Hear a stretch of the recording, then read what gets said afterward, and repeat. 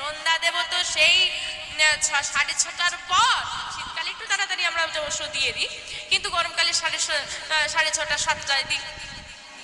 Serial তো 5টা থেকে শুরু হয়। রাধে রাধে শুরু হয় না?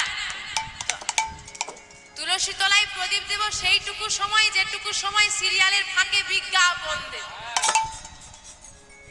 এবার অত তাড়াতাড়ি কি আর হয় গো? সিরিয়াল শুরু হয়ে গেছে, হাতে মানে প্রদীপটা ঘুরছে আর চোখটাও অন্যদিকে ঘুরছে। ওই ওই ঝগড়া লাগবে, ওই লাগবে, ওই লাগবে। থাক, প্রদীপটা রেখে দিয়ে চলে গেল। পর্বটা দেখে নি, পরের বারে যখন বিজ্ঞাপন দেবে তখন এসে শঙ্খটা বাজিয়ে দিয়ে যাবো। নিতাই ও মা, এরম করলে হবে? সিরিয়ালটা তুমি পরেও দেখতে পারবে। এখনকার সিরিয়াল 2বার 3বার 4বার করে দেয়, সবাই দেখে দেখি। কিন্তু তুলসী তলায় যখন তুমি প্রদীপ দেবে, দিনে একটা সময় তুমি তার কাছাকাছি যাচ্ছ। ও মা, তুমি আমার ঘরে অতিথি হয়ে এলে, তোমাকে আমি একটা ঘরে বসিয়েই রাখলাম, তোমার সঙ্গে একটু কথা বললাম না সারাদিনে, তোমার কি ভালো লাগবে? তোমার ঘরে কি আর থাকা যাবে? তোমার ঘরে আর থাকবে? থাকবে না।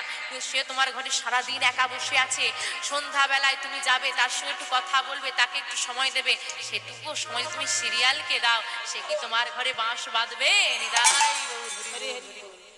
ভালোবাসা যেখানে থাকে সেখানে সবাই বাঁধা থাকে, যেখানে ভালোবাসা নেই সেখানে কেউ বাঁশ বাঁধে না, এমনকি নিজের পিতা মাতাও না।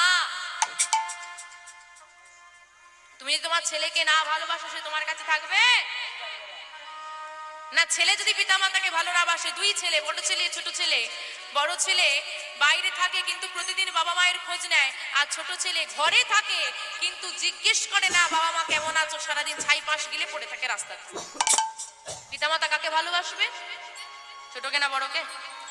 বড় ছেলেকে, কারণ সে খোঁজ নেয়, সে ভালোবাসে। হতে পারে দূরত্ব বেশি, তদ্রূপ তুমি ভালোবাসা যেখানে দেবে সেখানে সবাই বাঁধা থাকবে, যেখানে ভালোবাসা নেই সেখানে কেউ নেই, তাহলে দয়াময় কেমন করে থাকবে? রাধে রাধে। তুলসী তলায় প্রদীপ দিলেন পদ্মাবতী মা। ভক্তি সহকারে তুলসী তলায় প্রদীপ দিয়ে কি করতে হয়? গুরুজনদের প্রণাম করতে হয়। চলো, গুরুজনদের প্রণাম করলেন। প্রণাম করে আজকে বৈষ্ণব ঠাকুরের কাছে এসে করজোড়ে দাঁড়িয়ে বললেন, ঠাকুর, তোমাকে যখন এই শুভ সন্ধ্যায় আমরা আমাদের ঘরে পেয়েছি, তোমার কাছে করজোড়ে আমার এই নিবেদন, আজ এই শুভ সন্ধ্যায় তোমার মুখ থেকে কিছু হরি কথা, কৃষ্ণ কথা শুনতে চাই। এবার উত্তরটা কি আসছে দেখতে হবে। বৈষ্ণব